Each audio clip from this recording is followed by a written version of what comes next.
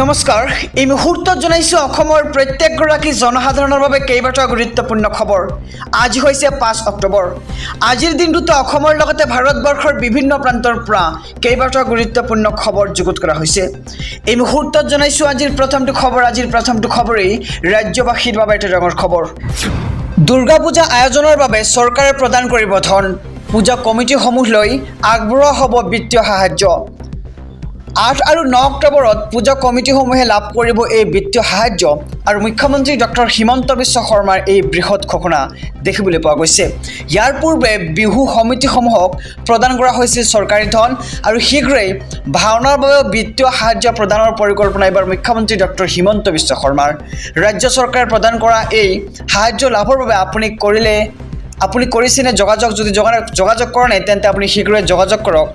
জিলা আয়ুক্তৰ কাৰ্যালয়ত আবেদন কৰা পূজা কমিটিসমূহে লাভ কৰিব এই ধনৰাশি আৰু দুৰ্গা পূজা আয়োজনৰ বাবে চৰকাৰে প্ৰদান কৰিব ধন। আমি খবৰটো জনাইছোঁ যে পূজা কমিটিসমূহ লৈ আগবঢ়োৱা হ'ব এই বিত্তীয় সাহায্য আৰু 8 আৰু 9 অক্টোবৰত পূজা কমিটিসমূহে লাভ কৰিব বিত্তীয় সাহায্য আৰু এই সন্দৰ্ভত মুখ্যমন্ত্ৰী ডক্টৰ হিমন্ত বিশ্ব শৰ্মাই আগবঢ়াইছে এক বিশেষ মন্তব্য।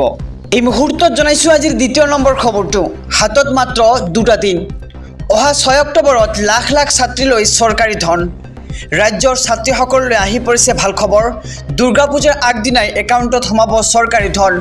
অসমৰ প্ৰায় 2 লাখ ছাত্ৰীৰ একাউণ্টত সোমাব এই ধন আৰু অহা 6 অক্টোবৰ তাৰিখে মুকলি কৰি দিয়া হ'ব নিযুত মইনা আঁচনিৰ ধন। আৰু ৰাজ্যৰ মুখ্যমন্ত্ৰী ডক্টৰ হিমন্ত বিশ্ব শৰ্মাই এই সন্দৰ্ভত কৰিছে এক বৃহৎ ঘোষণা যে পুৱা 10 বজাৰ লগে লগে ছাত্ৰীসকলে লাভ কৰিব এই ভাল খবৰ, অৰ্থাৎ নিযুত মইনা আঁচনিৰ ধন লাভ কৰিবলৈ সক্ষম হ'ব।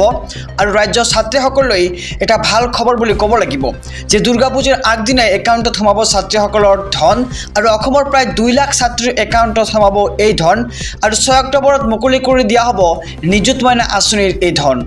এই মুহূৰ্তত জনাইছোঁ আজিৰ তৃতীয় নম্বৰ খবৰটো। লাখ লাখ গ্ৰাহকৰ বাবে আহি পৰিছে ভাল খবৰ। জিঅ' এয়াৰটেল ভোডাফোনক চেলেঞ্জ দি এইবাৰ BSNLৰ অফাৰ দেখিবলৈ পোৱা গৈছে। ৰিচাৰ্জৰ মূল্য বৃদ্ধিৰ পিছতে বহু গ্ৰাহকে BSNLলৈ পৰ্ট কৰিছে নিজৰ চিমখন আৰু কাৰ্বন মোবাইলৰ সৈতে চুক্তিবদ্ধ হৈছে এইবাৰ BSNL। অক্টোবৰ মাহতে দেশত 4G সেৱা মুকলি কৰিব BSNLে আৰু সমগ্ৰ দেশতে 25,000 টাৱাৰ ইতিমধ্যে স্থাপন কৰা হৈছে BSNLৰ আৰু ইতিমধ্যে গ্ৰাহকক 4G চিম দিয়া আৰম্ভ কৰিছে BSNLে আৰু লাখ লাখ গ্ৰাহকৰ বাবে আহি পৰিছে ভাল খবৰ। এতিয়াৰ পৰা অতি কম মূল্যত আপুনি লাভ কৰিব পাৰিব BSNLৰ সুবিধা আৰু শীঘ্ৰে BSNLে মুকলি কৰিব 4G মোবাইল নেটৱৰ্ক আৰু জিঅ' এয়াৰটেল ভোডাফোনক চেলেঞ্জ দি এবাৰ BSNLৰ অফাৰ দেখিবলৈ পোৱা গৈছে। নিযুত মইনা আঁচনিৰ পৰা ছেমি কণ্ডাক্টৰলৈ কেবিনেটৰ 18টা ঘোষণা।